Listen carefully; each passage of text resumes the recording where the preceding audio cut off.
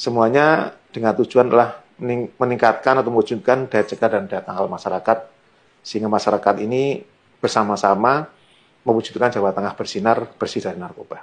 Ya, semua akan berlalu dan semua pasti ada solusi. Sehingga anak itu dia akan kuat menghadapi problem dan tidak lari dengan menyalahgunakan narkoba.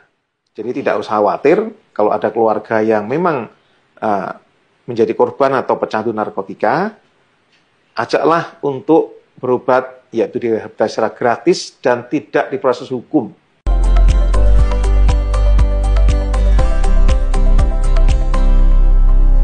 Halo Tribuners, senang sekali saya Elin bisa berjumpa dengan Anda semua dalam program Tribun Topik.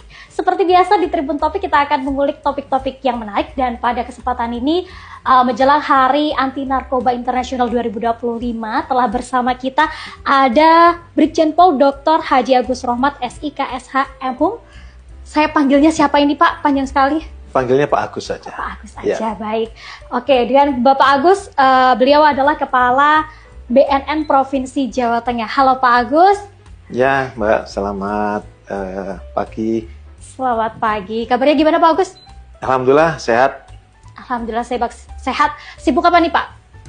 Ya, saat ini kami dari BNN Provinsi Jawa Tengah sedang mempersiapkan rangkaian kegiatan peringatan Hari Anti Narkotika Internasional atau disebut dengan Hari HANI yang nanti jatuh pada tanggal 26 Juni 2025.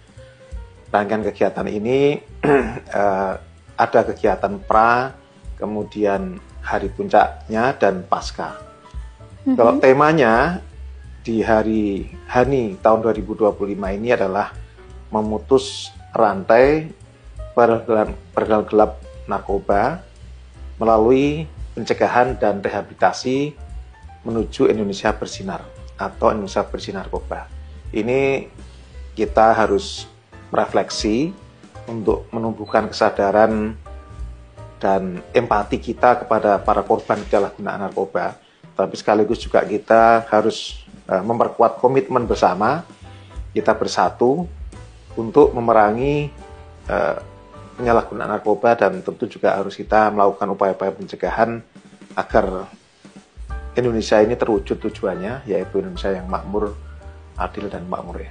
Oke, berarti banyak sekali rangkaian acara yang sudah disiapkan dari BNN Provinsi Jawa Tengah dalam menyambut HANI 2025. Tadi sempat disebutkan ada pra-acara, kemudian ada acara puncak juga. Boleh dijelaskan ke Tribuners nih Pak, barangkali acaranya Tribuners bisa ikut nih. Ya, rangkaian Hari HANI 2025 ini yang pertama adalah ada pra-HANI. Ini tentu melibatkan semua elemen masyarakat ya, baik di jajaran BNN Provinsi Jawa Tengah maupun BNN Kabupaten Kota. Kita ada 9 BNN Kabupaten Kota disingkat dengan BNNK. Kegiatannya antara lain yang pertama, kami telah melakukan pelatihan soft skill guru maupun siswa. Ada 20 guru dan siswa dari 10 SMK, SMA sederajat. Kemudian kita juga melakukan pelatihan-pelatihan lain seperti life skill, yaitu melatih keluarga yang terkena atau terdampak narkoba, juga masyarakat yang rentan terhadap penyalahgunaan narkoba di daerah rawan narkoba, yaitu melatih keluarganya supaya dia bisa usaha mandiri, diberikan pembekalan namanya pembuatan abon dari ikan bandeng. Ya, karena di Semarang itu banyak ikan bandeng, kita latih sehingga mereka memiliki skill untuk bisa jual beli abon bandeng, tidak lagi jual beli narkoba. Kemudian yang lain, kami juga melakukan sosialisasi pencegahan melalui iklan layanan masyarakat. Ya, iklan layanan masyarakat ini ada di radio juga ada di TV. Misalnya ada di TV-ku, di TATV, di tribunnews.com juga, kemudian ada di radio juga ya, ada Radio Rema, kemudian ada RRI, ada TA Radio. Juga kita memasang spanduk di daerah rawan narkoba, baik itu termasuk juga di pesisir pantai. Kita menggandeng beberapa pihak swasta, misalnya dengan Maxim, kita memasang spanduk untuk sosial pencegahan ini ada 187 titik di kelurahan di Kota Semarang, dan juga kita menggandeng juga dari pihak swasta lainnya. Kita ada memasang di, misalnya dengan Grab gitu, memasang di 15 titik di pesisir spanduk ya. Kemudian masih banyak kegiatan lainnya.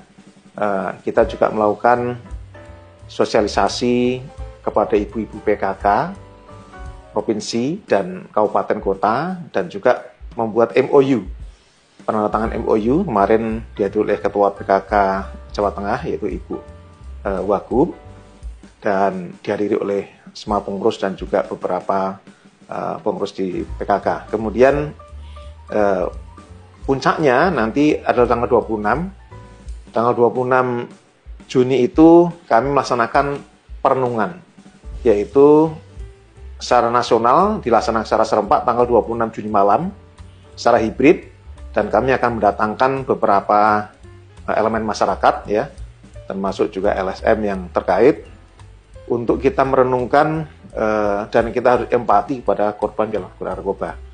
Kemudian untuk kegiatan pasca rehab ini ada beberapa kegiatan, antara lain kita mau ada MOU juga nanti dengan pihak Muhammadiyah. Kemudian juga kita akan melaksanakan pelatihan-pelatihan soft skill juga kepada beberapa guru dan siswa juga. Kemudian masih ada beberapa kegiatan lain lagi yang akan kita lakukan. Semuanya dengan tujuan adalah meningkatkan atau mewujudkan daya cegah dan daya tangkal masyarakat, sehingga masyarakat ini bersama-sama mewujudkan Jawa Tengah bersinar, bersih dari narkoba. Oke. Ya.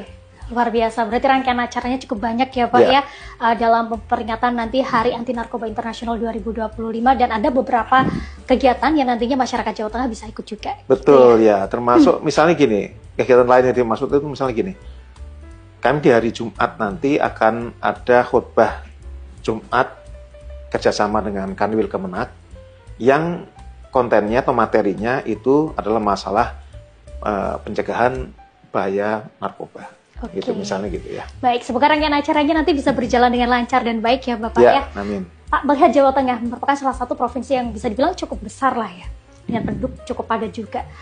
Kalau melihat Jawa Tengah, tingkat penyalahgunaan narkobanya seperti apa sih Pak? Apakah dari tahun ke tahun mengalami penurunan atau malah sebaliknya nih Pak? Seperti apa nih Jawa Tengah Pak? Ya, Jawa Tengah ini menduduki ranking ke-7 ya dari 38 provinsi yang ada di Indonesia, dan ini tentu kita cukup prihatin karena ada 1,30% dari masyarakat Jawa Tengah atau sekitar 195.000 orang terpapar penyalahgunaan narkoba. Dan yang kita khawatirkan adalah meningkatnya anak-anak remaja ya, usia 15 sampai 24 tahun, dan ini perlu perhatian serius kita semuanya, terutama para orang tua, para guru, dosen, semua pihak yang harus ikut bersama untuk bersama-sama bagaimana generasi muda kita ini, para calon-calon pimpinan bangsa ini, kita cegah jangan sampai mereka terus-menerus menyalahgunakan narkoba. Sekarang ini banyak anak-anak yang menyalahgunakan jenis prekursor ya, baik itu jenis dextropenidil, heximer, tramadol dan lain-lain, khususnya di kalangan anak remaja sekolah ya, SMA, SMP, dan juga mereka-mereka yang geng-geng ya, mungkin kreak segala macam itu. Ada yang menggunakan pilnya kecil-kecil gitu, satu bungkus harganya terjangkau ya, 20.000, isinya 10.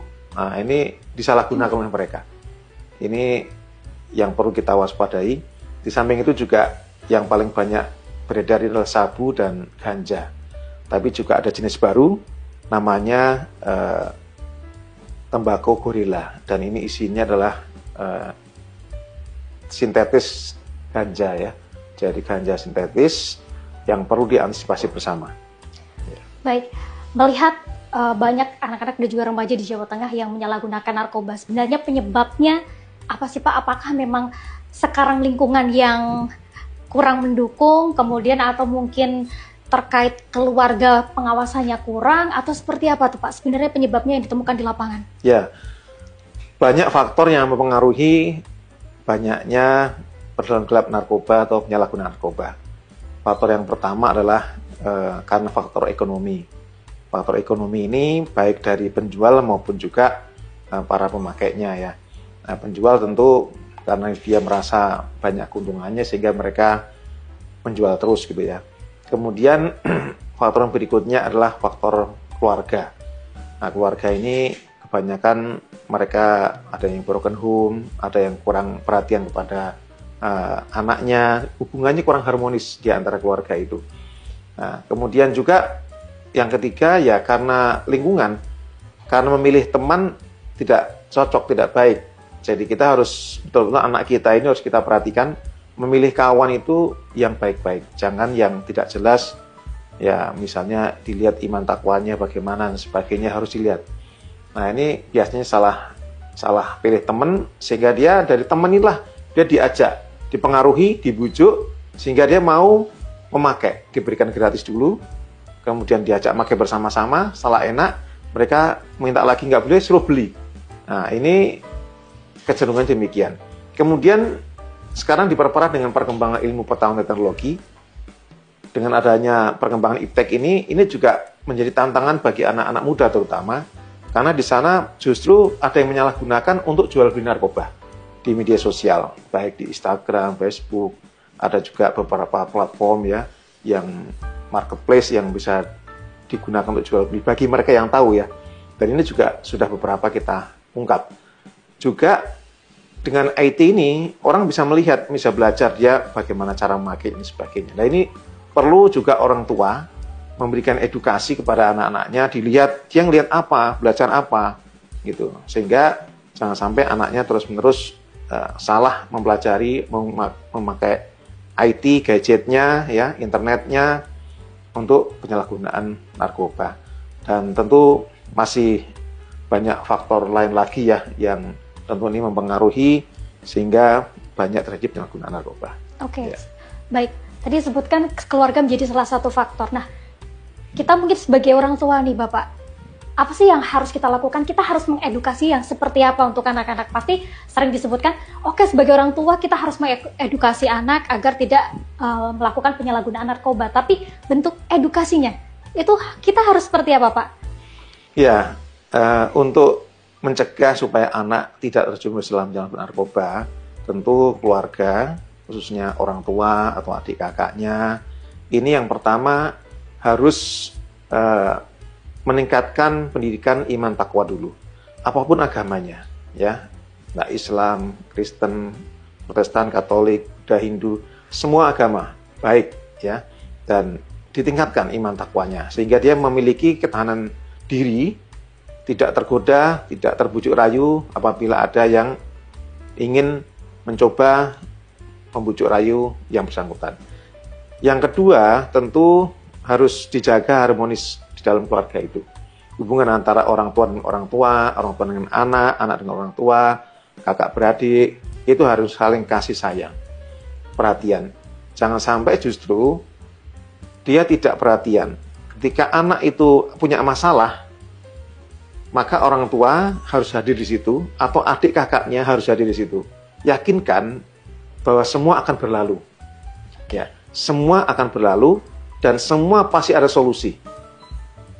Sehingga anak itu dia akan kuat menghadapi problem dan tidak lari dengan menyalahgunakan narkoba.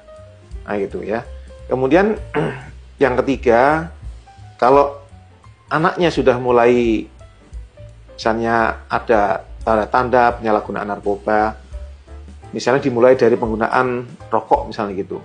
Kalau bisa ya ditegur, dicegah, karena rokok ini biasanya awal dari penggunaan narkoba jenis yang lainnya. Ya bisa nanti naik ganja, alkohol, sabu, dan lain sebagainya. Nah, dan perhatian ini bisa juga misalnya, wah ini indikasi anak saya biasanya rajin kok ini, bangunnya sering terlambat misalnya, tanda-tandanya kok merah mukanya, matanya gitu ya. Nah, mungkin digeledah. lidah bukunya, tasnya, tempat tidurnya, mungkin di almarinya, ada nggak menyimpan, oh kayak rokok ini apa nih? Jangan-jangan ganja, jangan-jangan ini tembakau gorila misalnya gitu. Oh, ada pil kecil-kecil, tanya ini apa? Kalau dia mengatakan vitamin, belum tentu dia vitamin. Kalau dia vitamin mesti jelas bungkusnya, beli di mana. Kalau di plastik, nah itu mungkin itu daftar G yang salah gunakan. Nah, ini perhatian orang tua ini harus lebih, ya. Jadi saya pesankan kalau misalnya ada yang sudah menyalahgunakan, tolong jangan dijauhi. Justru deketi. Ajak dia untuk rehabilitasi gitu. Baik sukarela maupun dipaksa. Gitu. Kadang-kadang mereka itu merasa saya sehat, Pak, saya tidak apa-apa. Dia tidak tahu kalau dirinya sebelumnya menjadi korban penyalahgunaan narkoba. Gitu. Oke, baik. Berarti memang peran orang tua itu sangat penting ya, Pak. Betul, Bisa bilang keluarga adalah tameng utama dalam memerangi penyalahgunaan narkoba. Nah, kalau itu peran orang tua, kalau dari BNN sendiri, Pak, upaya apa saja sih yang dilakukan melihat penyalahgunaan narkoba khususnya di tingkat remaja dan juga anak-anak yang sekarang ini memang sedang agak lumayan ini, Pak? Ya tentu BNN tidak bisa bekerja sendiri, ya. Upaya kami, ya, ini ada 6 strategi yang disampaikan oleh Kepala BNN RI. Salah satunya adalah penguatan kolaborasi atau kerjasama. Kami melakukan kerjasama dengan semua pihak, ya. Kita sebut dengan strategi pentahelix kalau saya sebut. Jadi ada 5 pihak. Yang pertama adalah pemerintah, baik itu pusat, provinsi, kabupaten, kota, TNI, Polri dan sebagainya. Kemudian juga masyarakat, ya. Kemudian pihak swasta, kemudian pendidikan dan media, ya, termasuk kita di sini Tribun, ya. Nah, ini kita kerjasama semuanya supaya apa yang kita lakukan ini sampai kepada masyarakat, diketahui masyarakat, dan outcome-nya itu lebih luas, ya. Jadi kerjasama itu sangat penting sekali. Kemudian kami melakukan upaya-upaya terutama di anak-anak muda. Kami melakukan upaya antara lain seperti sosialisasi di kampus. Kami punya program namanya Kampus Bersinar. Kampus Bersinar Narkoba. Datang ke kampus, kami MOU, kemudian deklarasi, kemudian ada pemeriksaan urin, juga kita sosialisasi. Nah, kemudian kita juga buat unit kecil mahasiswa, UKM, ya, seperti Satgas atau relawan anti narkoba di kampus. Kemudian juga kita ke sekolah-sekolah. Kita lakukan soft skill, yaitu pelatihan guru dan siswa. Secara sukarela kita latih supaya menjadi sukarelawan di sekolah-sekolah. Nah, kita juga upaya-upaya lain, antara lain kita menjadi inspektur upacara setiap hari Senin ke sekolah-sekolah, misalnya gitu, ya. Melakukan pemeriksaan, penggeledahan, membantu pihak sekolah, misalnya gitu. Dan juga kita upaya lain antara lain ya memasang spanduk, baliho, banner, gitu, ya. Kemudian juga kita ada upaya-upaya tadi yang saya sampaikan, ada talk show, ya, seperti saat ini kita dengan Tribun. Kemudian ada juga FGD, ya, dan upaya-upaya lain kita merangkul tokoh-tokoh masyarakat dan tokoh-tokoh agama. Setiap hari Minggu kami juga datang ke gereja, ke tempat wihara dan sebagainya. Kami menggandeng para tokoh agama untuk menyampaikan kepada jamaahnya. Di Jumat kami juga datang ke masjid-masjid untuk juga kita meminta waktu sosialisasi sebelum atau sudah sholat Jumat. Nah, ini semuanya adalah upaya kita untuk melakukan pencegahan. Upaya-upaya lain, ya, kita juga datang ke kawasan-kawasan wisata. Kita menciptakan namanya wisata bersinar. Jadi sama kegiatannya, MOU, deklarasi, sosialisasi, pemeriksaan urin, supaya karyawan dan masyarakat di sana itu nyaman, ya. Wisatawan juga berkunjung lebih banyak lagi, tidak ada penyalahgunaan narkoba, tidak ada kecelakaan dan sebagainya. Kemudian juga ada namanya industri bersinar, ya. Industri bersinar ini adalah program kerjasama dengan pihak swasta. Kita ingin menjamin industri itu berjalan dengan baik, tidak ada gangguan penyalahgunaan narkoba, baik oleh manajemennya, karyawan, maupun masyarakat sekitar di industri itu, sehingga bisa untung bagi ownernya, ya, dan karyawan bisa terus-menerus bekerja dengan baik dan meningkatkan PAD, meningkatkan pembangunan dan sebagainya. Dan masih banyak kegiatan lain, misalnya setiap hari Minggu kita melaksanakan Car Free Day misalnya, ya, di kabupaten kota maupun di Kota Semarang ini ya, di Simpang 5 misalnya gitu kita ada Car